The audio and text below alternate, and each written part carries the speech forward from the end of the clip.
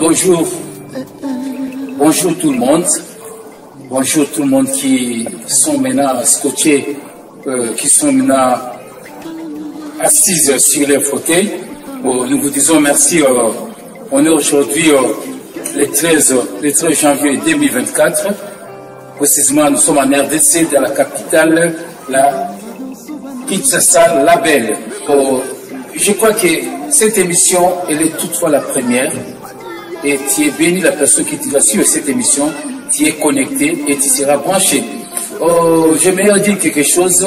Ça s'appelle, cette émission s'intitule Révélation des révélations. La révélation d'aujourd'hui. Alors pour cela, je ne peux pas beaucoup tarder. Je ne suis pas seul. Je suis avec un fils du pays, un monsieur, un citoyen, et j'aime l'appeler le roi de l'éternel. Il s'agit bien de Monsieur Emmanuel Kassusula qui est avec moi. Bonjour Monsieur Emmanuel. Bonjour Monsieur le journaliste Jean-Paul Alingago. Ok, je suis encore très content parce que sachez que c'est vous qui venez d'inaugurer cette émission aujourd'hui, Révélation Day. C'est la première fois que nous puissions lancer cette émission au thème TV. Alors j'aimerais que vous puissiez nous dire et nous relater ce que Dieu a mis en vous. Alors, c'est à moi de poser des questions, s'il vous plaît. Ça, c'est juste pour vous préparer. Pour rafraîchir la mémoire des téléspectateurs, j'aimerais que vous repreniez encore à vous représenter, M. Emmanuel, s'il vous plaît. Je m'appelle Emmanuel Kassusula, je suis serviteur de Dieu et je suis aussi écrivain et j'ai le ministère prophétique sur la nation.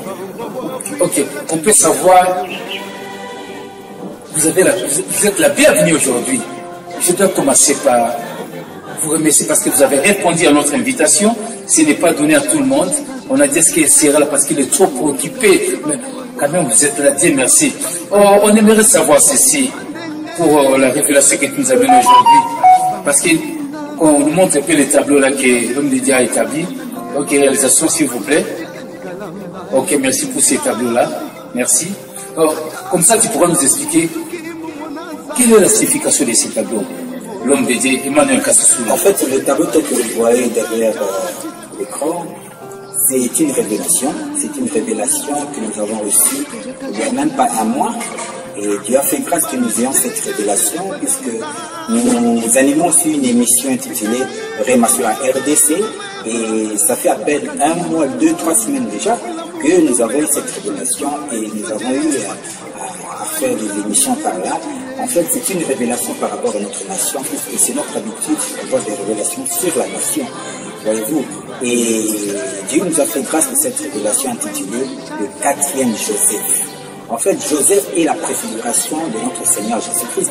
Vous savez vous-même que dans la Bible, Joseph a été régné dans sa famille, il a été vendu comme esclave en Égypte. C'est en Égypte qu'il a été élevé.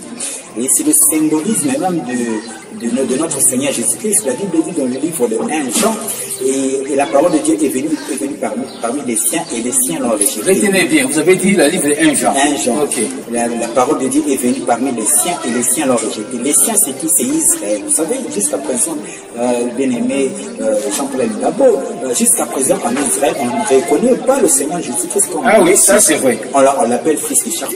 Oui.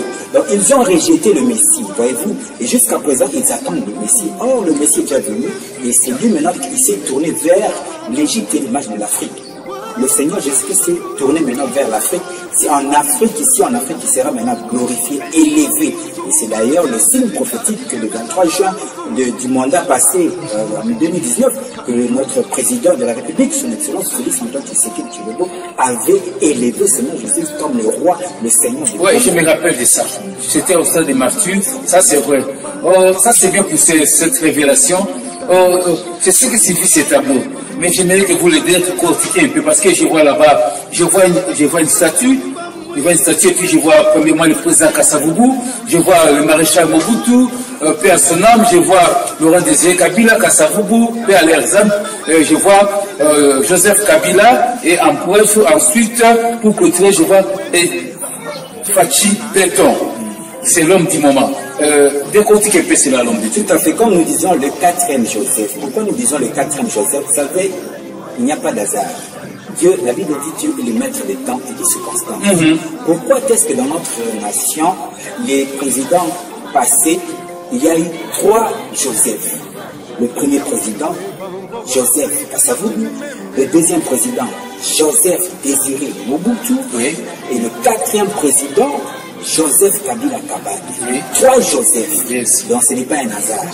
Donc c'est justement les 3 Joseph qui est l'image de notre nation, la RDC. Ces 3 présidents passés, les 3 Joseph, c'est l'image de notre nation. Cela veut dire qu'il doit y avoir un 4e. Nous avons dit que Joseph, c'est l'image de notre Seigneur Jésus-Christ. C'est pour dire que ce n'est que Jésus-Christ qui est le 4e Joseph. C'est lui qui est la personne, qui est celui qui doit apporter le salut de notre nation, la RDC et l'Afrique tout entière. Parce que Joseph en Égypte, c'est lui qui avait apporté la révélation, qui a sauvé l'Égypte de la famine. Donc, c'est l'image de notre...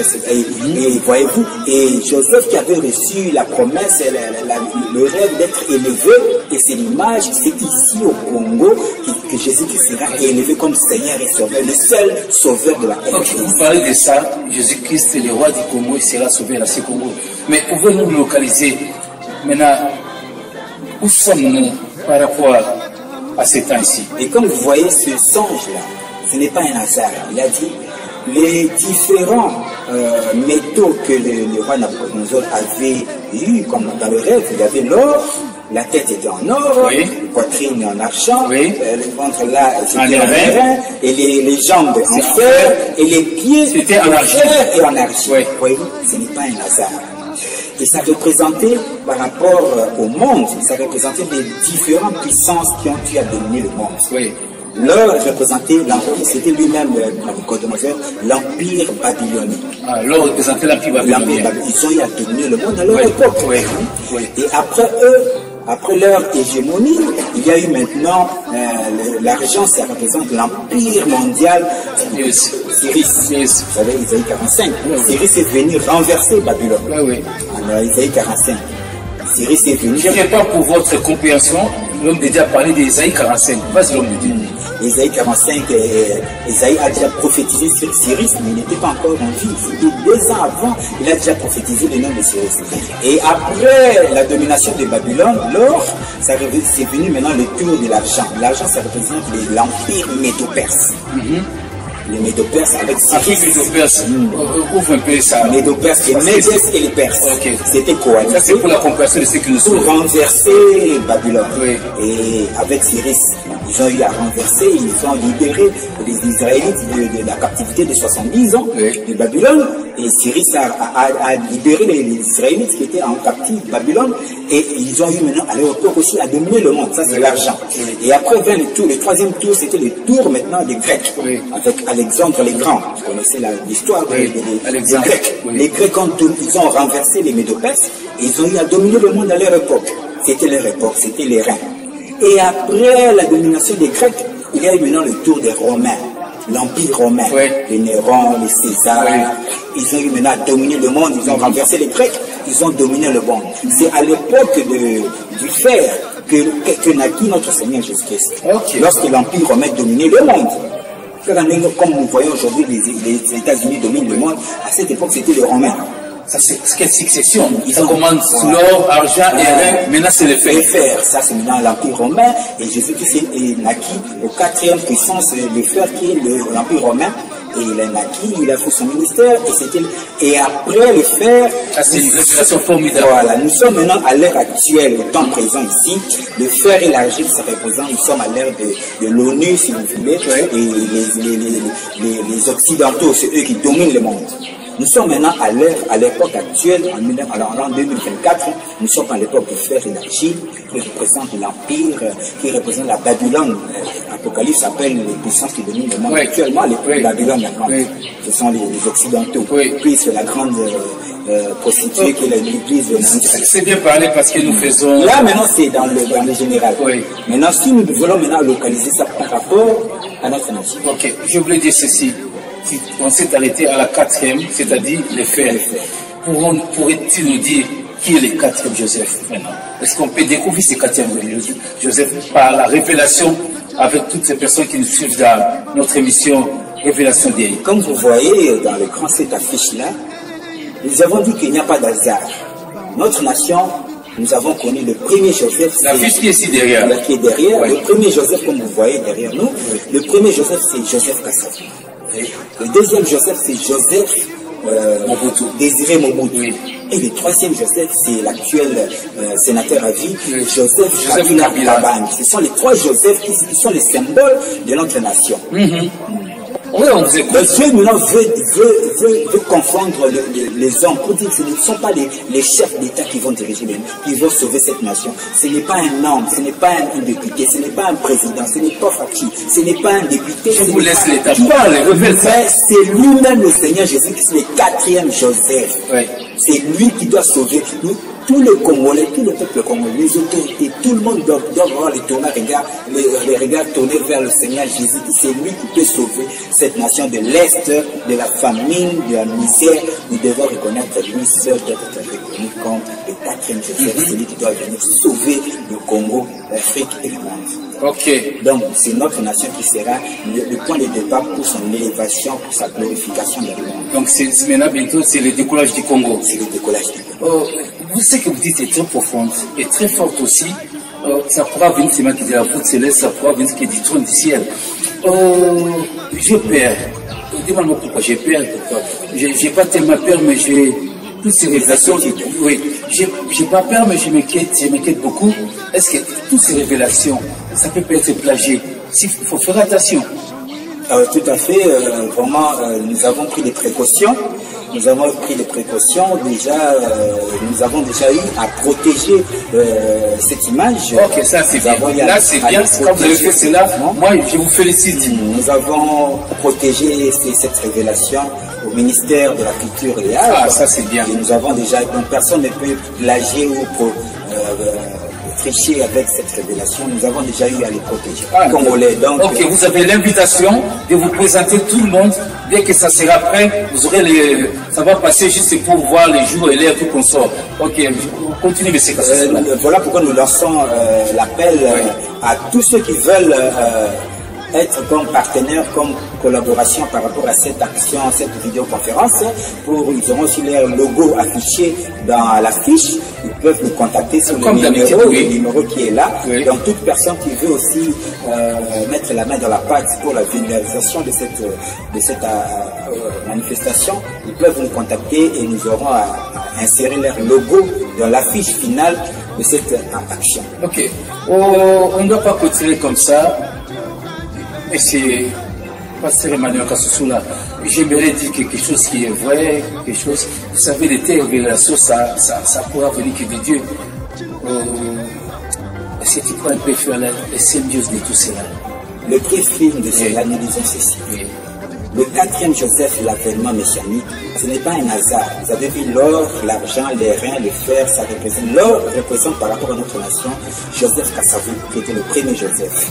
Le deuxième métaux qui est l'argent représentait le pouvoir de Mobutu.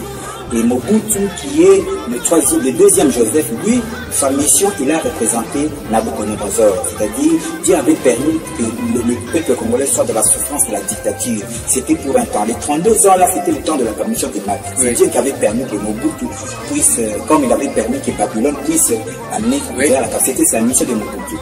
Et d'abord la mission de Joseph Kassavu, pour lui, sa mission, il était comme le Joseph, le fiancé de Marie. C'était pour la naissance de notre nation en tant que nation. Il a joué le rôle de Joseph, le fils de Marie. C'était la source. Parce que nous étions colonie, nous devons maintenant naître une nation naissante.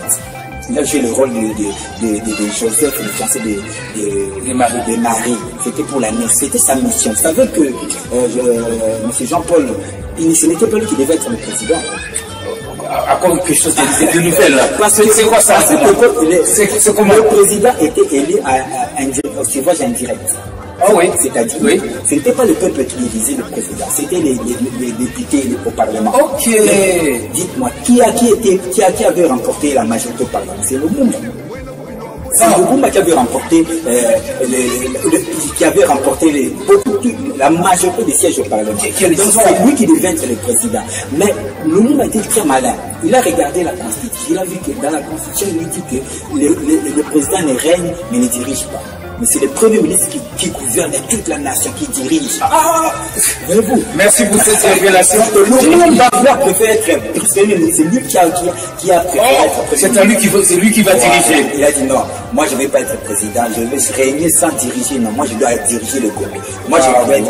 C'est lui qui a fait les deals avec Kasavubu. Quelle révélation. Voyez-vous, il a dit bon, non.